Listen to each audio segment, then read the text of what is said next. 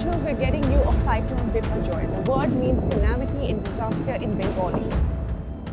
We pray for all those who face the nature's fury in India and Pakistan. Hello and welcome. I'm Singh and you're watching Inside South Asia.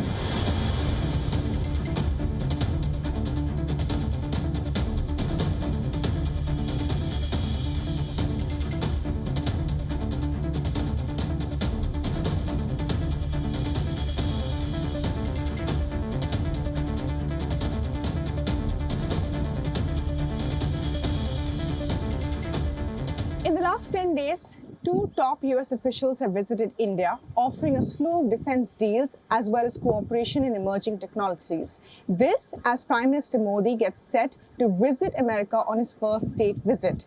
America is making India a top priority in the Indo-Pacific, but it's not alone. Just last week, the German defense minister was in India as well, offering India 6 submarines as well as 2 industrial corridors. So what's the India pivot? We tell you in our next report.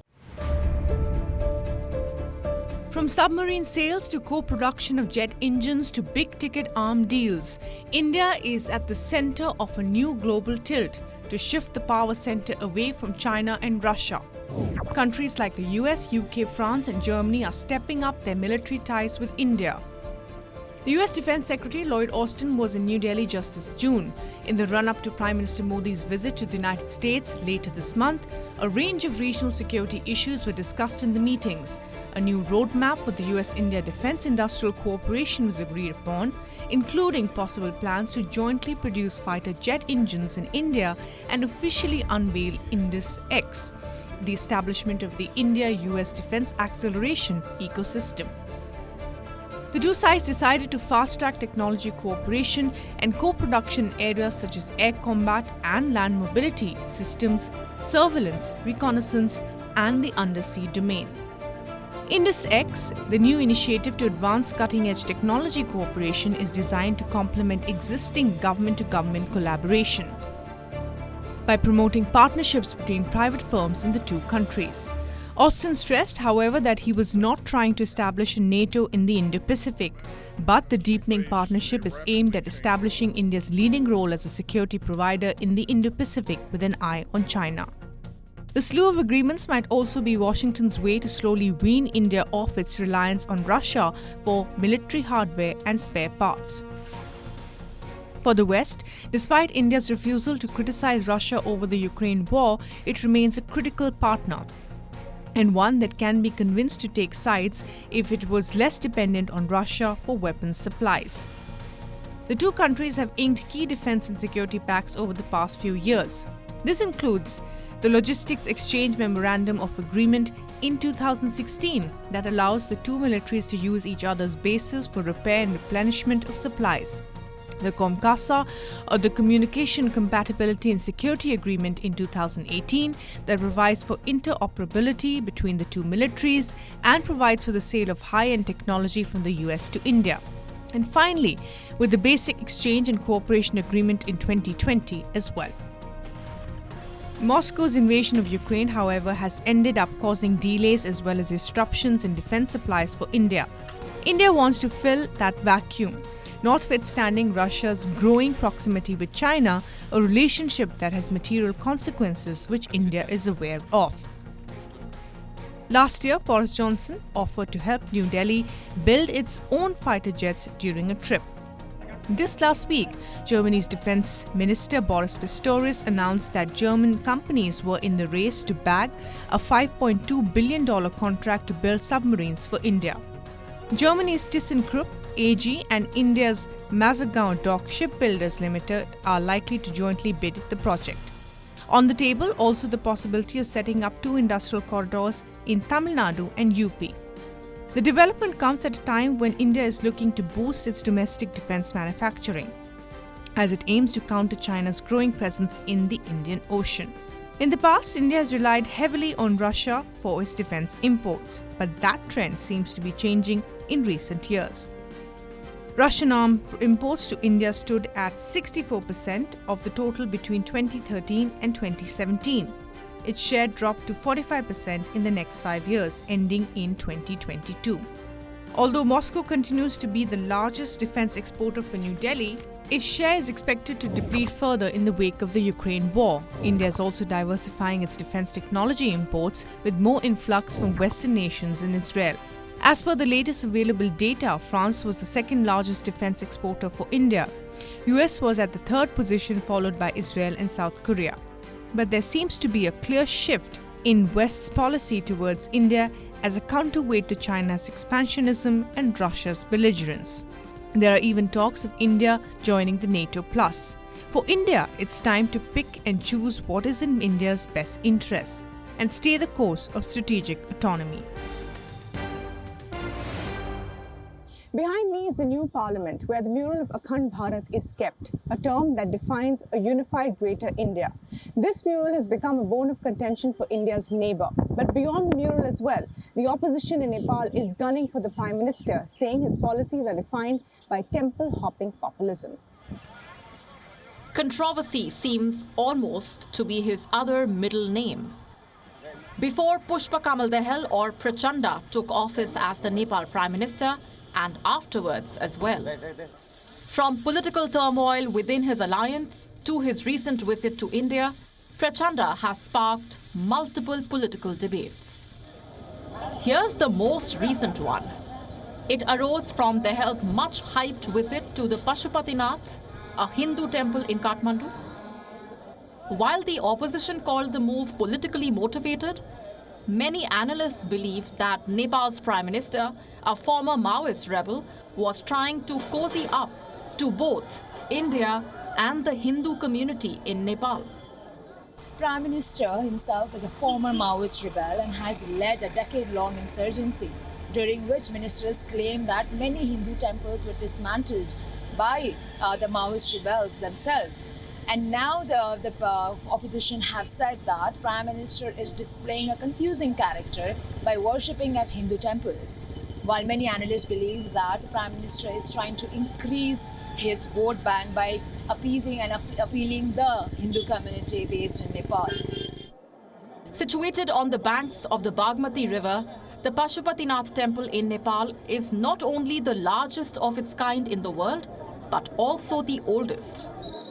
It is dedicated to Lord Pashupati, a Hindu deity and an incarnation of the Hindu god Shiva as Lord of the Animals. Lord Pashupati is also, incidentally, the national deity of the Himalayan country. On the 10th of June, Dahal visited the temple along with 5 of his cabinet ministers. The visiting party included the finance minister and the foreign minister, showing clearly that this was no private visit. Though the Prime Minister's Secretariat insisted it was intended solely for what it called observation purposes, Dahal's visit comes after his recent trip to India, where he visited the iconic Mahakaleshwar Hindu temple in Ujjain. While political observers claim the move was a bid to shed his radical image, others believe it was an attempt to convince New Delhi that he was the right person in office and in India's best interests. Former Nepal Prime Minister KP Sharma Oli's party, CPN-UML, had withdrawn support to the Prachanda-led government. The party has now hit out at the Prime Minister. Senior CPN-UML leader Bishnu Rijal says the Prime Minister is sending out contradicting signals, opposing Hindu rituals in the past, and now going temple hopping himself. Rijal said the leadership should be responsible for its past. The Pashupatinath temple visit was just one end of the controversies Prachanda has stoked. Here's another one. This mural in India's new parliament that depicts a map of Akhand Bharat, the unified India, has come in for flack, with many nations, including Nepal and Bangladesh, raising objections to being shown as part of India. India chose to downplay the issue, describing the mural as an artwork that depicts the spread of the prehistoric Ashokan Empire, a cultural map and not a political one. Nepal's opposition lawmakers slammed Prachanda for not pushing the issue further. In his temple visits, in his distinct pro-India stand on multiple issues, there is a visible outreach to New Delhi that will set off alarm bells in China. There is a close eye on Delhi's visit to China next month and the run-up to it. And somewhere questions have been raised on whether he is sending out a message. Beijing is stepping up its forays into Nepal through various infrastructure ventures, including the Trans-Himalayan connectivity projects under the Belt and Road Initiative. Striking a balance between Nepal's two immediate neighbors, India and China, the challenge for Prachanda lies there. All is not well in Afghanistan under the Taliban 2.0. The UN report warns of the return of the exclusionary policies of the Taliban from the 1990s. The youth are being brainwashed into suicide missions and have become the new heroes, even for their parents. We tell you more in our next report. August 15, 2021. The return of the Taliban at the helm in Afghanistan. The US-backed Northern Alliance had been routed.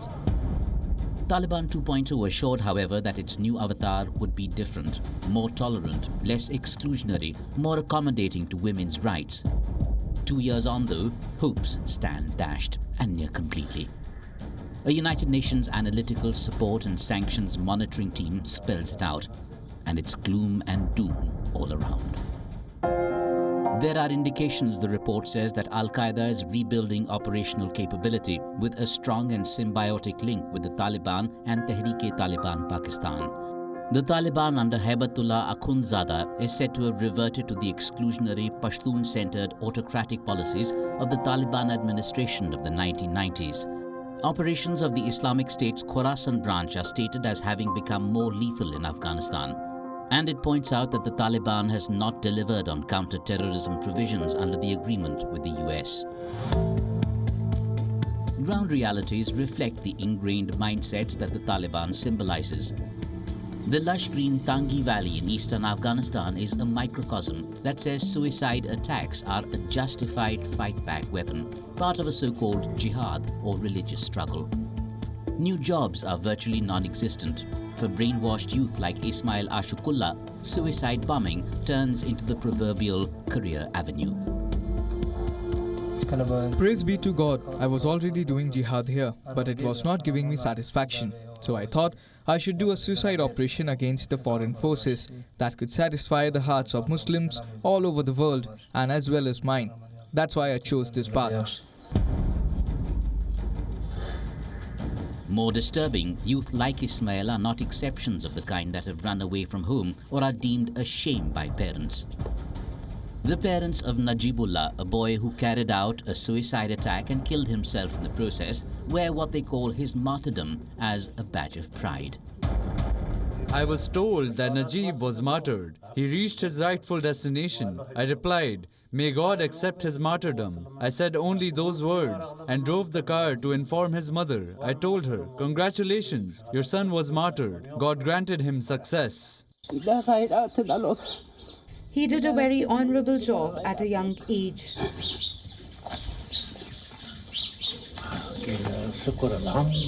Praise be the God.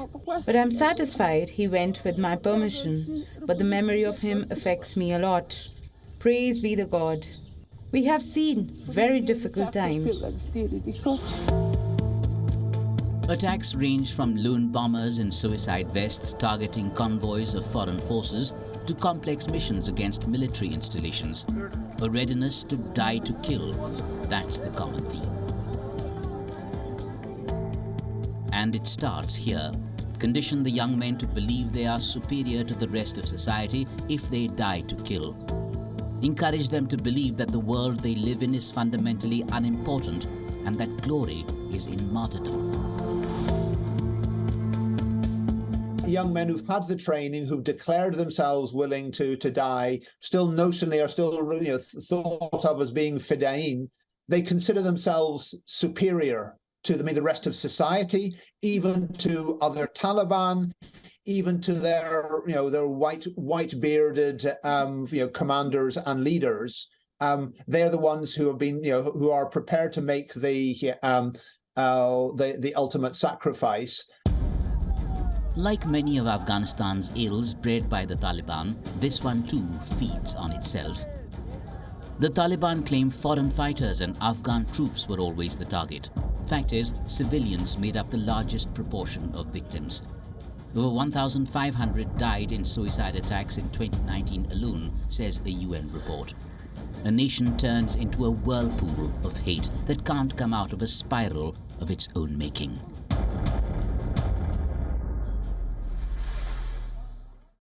It's a season of mango and mango diplomacy in South Asia. Well, Bangladesh has sent 600 kilograms of mango to India.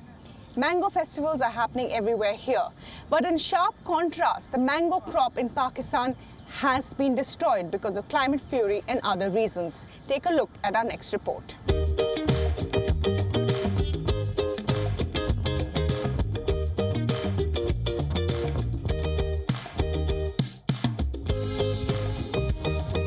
It's mango season, and all of South Asia is abuzz with its flavors.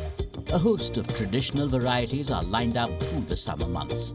That time of the year when mango farmers and mango connoisseurs have a field day.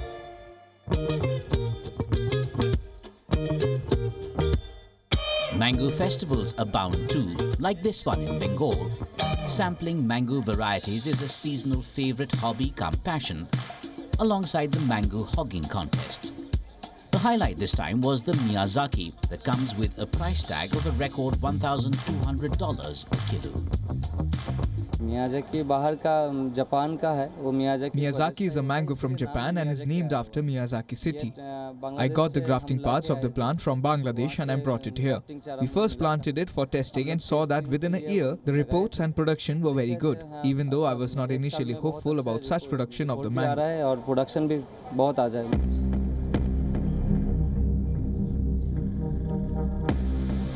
In Pakistan, also traditionally a huge producer and exporter, mango season took on a different hue this year. The impact of floods in several areas last year shows in the sharp drop in yield. Many orchard owners in the Singh province that was worst hit say mango farming is another area that the calamity last year did not spare. Due to floods, the water got caught there, and so salts accumulated in the root zone. It led to malformation of the fruit.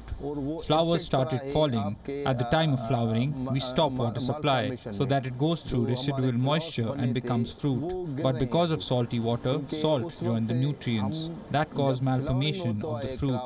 I estimate that this year, mango production will decrease by about 40 to 45% in areas of Sindh. The effects of climate change are also held to blame for the production drop. The normal 1.8 million metric ton mango output takes a hit, with far-reaching implications. This year, our production is estimated at 1.45 million metric tons. We have set our export target at 125,000 metric tons, which is expected to earn us $100 million. The challenges faced by our fruit and vegetable production have not emerged today. We are at number 4 or 5 among the countries worst hit by global warming. Global warming, climate change.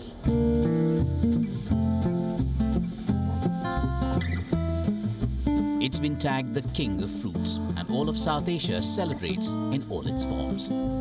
Down the centuries, the magic has remained unfaded and unfazed.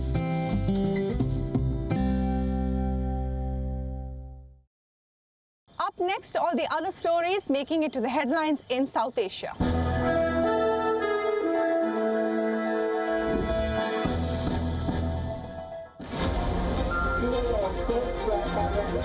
Hundreds of LGBTQI+ members and allies march at Nepal's annual Pride Parade on the streets of the nation's capital. Do you know that the Nepalese constitution recognizes the LGBTQ rights as fundamental rights? In March this year, the Supreme Court of Nepal ordered the Nepal government to legally recognize same-sex marriage. The Nepal Pride Parade was started in 2019. Since then, the annual Pride Parade is held on every second Saturday in June. The Pride Month began after the Stonewall riots, a series of gay liberation protests which erupted in June of 1969 and has since spread outside the United States. What you're seeing right now on your screen is the world's largest kidney stone. Shocking, isn't it? Sri Lankan military doctors in Colombo removed this huge stone from a 62-year-old retired soldier. The stone is 13.37 centimeters long, bigger than an average kidney, which is about 10 to 12 centimeters long. And it weighs around 800 grams, 5 times more than the weight of an average male kidney. Previous record for a kidney stone was 13 centimeters, set in India in 2004. The heaviest kidney stone ever weighed in at 620 grams. It was removed from a patient in Pakistan in 2008. The 12th edition of the joint military exercise WION between the Indian Army and the Maldives National Defence Force has commenced at Chaubatia in the Indian state of Uttarakhand. WION, meaning Friends, is a bilateral annual exercise conducted alternatively in India and Maldives. The 14-day exercise that started on the 11th of June is aimed at enhancing interoperability in counter-terrorism operations under the UN mandate and carrying out joint humanitarian assistance and disaster relief operations. Well, that's all we have time for in this episode of Inside South Asia. We'll see you next week. From the whole team, thanks for watching. Goodbye.